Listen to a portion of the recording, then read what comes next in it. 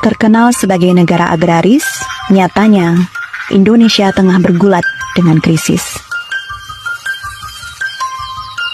Petani yang kita punya mulai menua. Menyiapkan petani untuk masa mendatang menjadi tantangan di masa sekarang. Rata-rata petani di Indonesia berumur kurang lebih sekitar 47-48 tahun. 10 tahun ke depan, mereka berumur 58 tahun. Siapa yang menggantikan petani-petani desa? Anak-anak mereka, saya yakin, tidak akan mau menjadi buruh tani. Ketika buruh tani tidak ada, kemudian ketika teknologi tidak siap, maka kita akan gigit jari.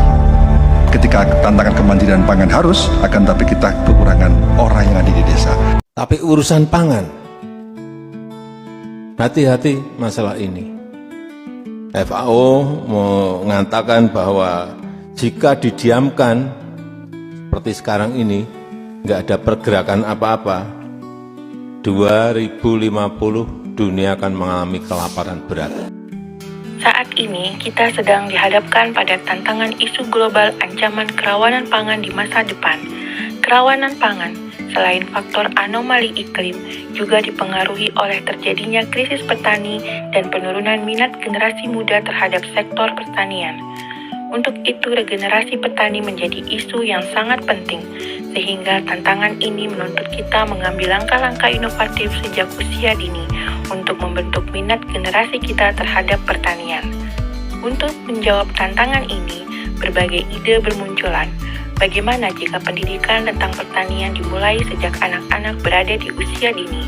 Bagaimana jika pertanian tidak hanya dilihat sebagai sektor ekonomi, tetapi juga sebagai bagian penting dari pendidikan anak-anak kita? Ide-ide ini kemudian menjelma menjadi konsep inovasi PEPAUD atau pengenalan pertanian usia dini untuk kita mempersiapkan bibit-bibit generasi yang siap menerima tantangan kerawanan pangan di masa depan. Ketika di usia emas antara 4-6 tahun, di mana kecerdasan sedang terbentuk, perkembangan otak dan karakter manusia sedang di fase terbaik untuk menerima stimulus-stimulus yang akan tertanam di dalam jiwa mereka sampai dewasa.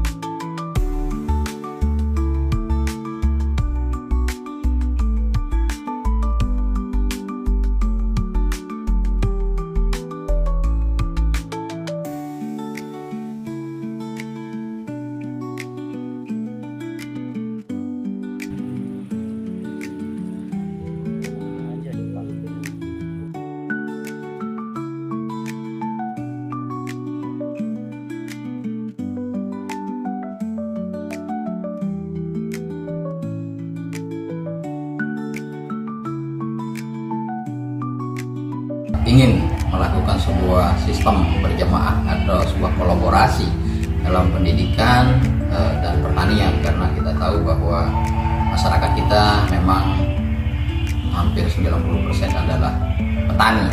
Bagaimana mewujudkan petani, tentu kami sangat berharap penanaman mindset kepada anak-anak PAUD bahwa edukasi ini malah lebih sangat penting, ya, supaya jangan sampai kita ini tidak mungkin, ya, selama kita akan hidup itu tidak akan membutuhkan sifatnya pangan ini.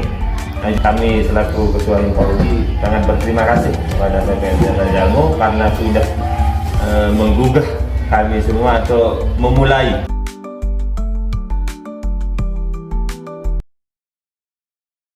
Saya Lalu Ketua Hujati Lurah Karangkaliwa mengucapkan terima kasih dan apresiasi yang setinggi-tingginya kepada rekan-rekan inovator PEPAUD Lampung Tengah yang telah bekerja sama membangun kolaborasi dengan Kelurahan kami, sehingga inovasi daripada PEPAUD Kabupaten Lampung Tengah sudah kami terapkan di lingkungan kami, dan semoga dengan adanya inovasi ini akan memberikan dampak positif dan melahirkan petani-petani milenial selanjutnya.